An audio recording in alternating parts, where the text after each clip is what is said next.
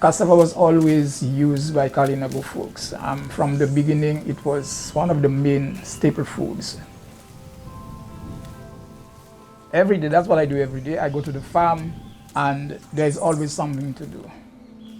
You clean a portion of land, you dig it out, and you plant.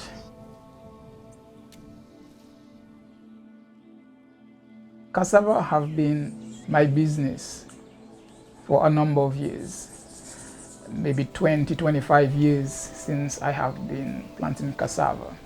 But for the last 10 to 15 years, I have really started doing it as a business. There I sustain myself, my family.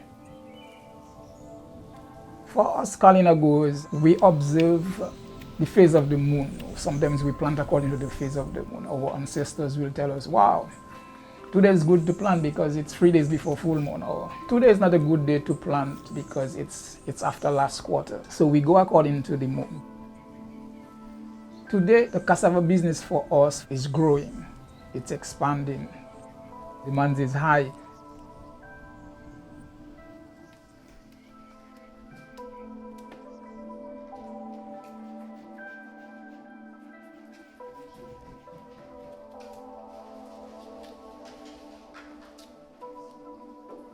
We have 3 main suppliers. Suppliers was with manioc. Each supplier supply with 1,000 pounds of raw material per week. We receive manioc every Sundays. On Mondays, we start. So we peel, we started grating, squeezing, sieving, and then roasting. We do more than like 15 different products. Some of them which are not just the traditional cassava bread which everybody knows.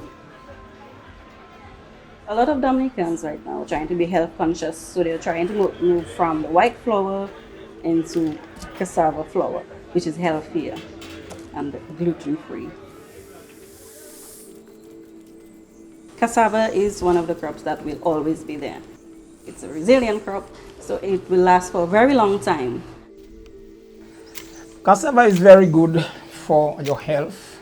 It's not very difficult to grow. You don't need to put so much fertilizer or give it fertilizer and this kind of stuff. We don't really go on to give it fertilizer. Everything I use is from the earth. The cassava itself, the leaves that I use, the rope that I tie it with, it's from the earth. The earth supports you. You need to take care of it. It will take care of you.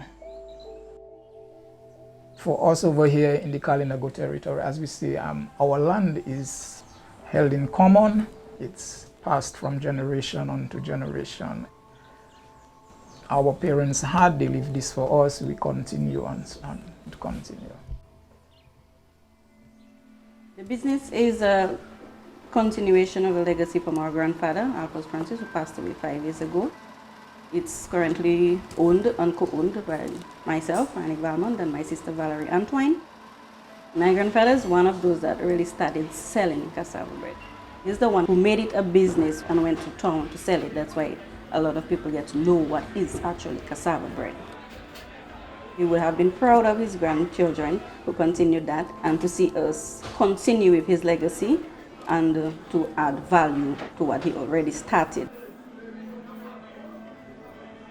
You cannot continue to do things you were doing like 100 years ago. When I start rolling the machine at my side here, I'm hoping to work with at least 10 families to supply me with cassava.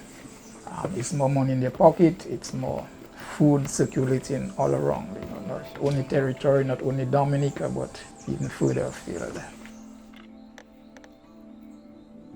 The future of cassava is in the hands of the next generation. So hopefully all the value added products that we're doing, we hope that it's intrigued the younger generation not only to consume it, but also to pursue as a business opportunity for the next generation to come again, so we can have that continuity of cassava.